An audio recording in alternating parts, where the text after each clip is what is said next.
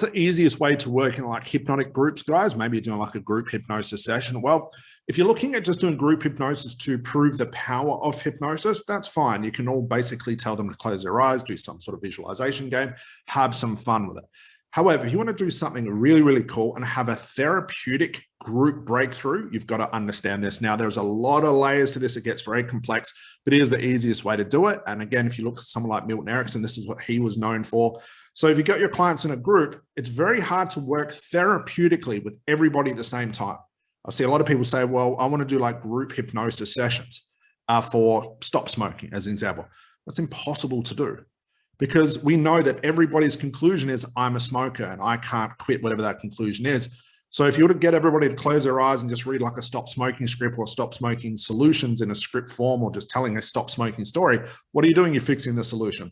What you can do therapeutically, which is really, really cool. If you're working in a group, get one person, do an actual therapeutic breakthrough in front of everybody. Okay, now this gets really, really cool. What happens then is if everybody's paying attention, you'll actually find that the people watching in the crowd will actually have their own little mini breakthroughs as well. So how do I know this? Well, the amount of times we've taught our live ACH training over Zoom, or I've done this live when I used to teach live certifications around Australia, I'd be doing a demo on stage because I was big on doing demos. I think the easiest way to learn is to actually see someone do a demo instead of reading from a freaking book or from a script.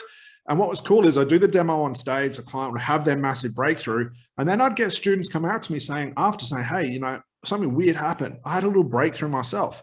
I've been having this problem that had nothing to do with what the demo was about.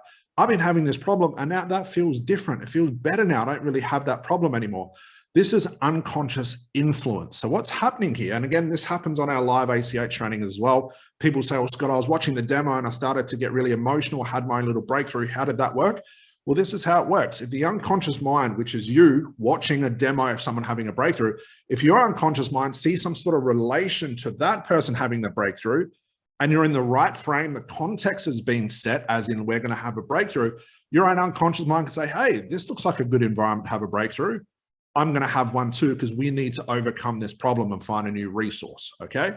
So group hypnosis, if you just want to do the whole visualization thing for having people be relaxed to experience this, you know, light trance thing that you might want to experience, just do the regular traditional stuff. If you want to have a therapeutic group breakthrough, get one person, do a demo, and then have everybody else watch. Okay. That's pretty much as far as groups can go. Okay. You do not want to fall with that whole thing of, let's do a group hypnosis session for 20 people who want to quit smoking, because that's 20 conclusions. And we know that the reason why people smoke and can't smoke, and all the conclusions, the rationalization, the backwards rationalization, the conscious, the unconscious, the complexity of a mind goes beyond just saying, hey, you're a non-smoker now, you're powerful, because it won't work, because that's all conclusions. And now you're dealing with 20 different conclusions. Therapy should be one-on-one, but you can have that group aspect as well.